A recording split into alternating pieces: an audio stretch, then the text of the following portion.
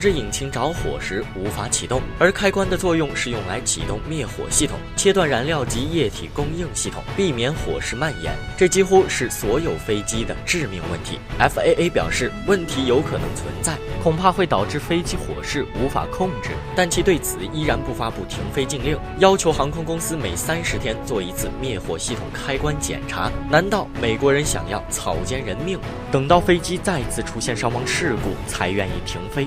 波音梦幻客机吗？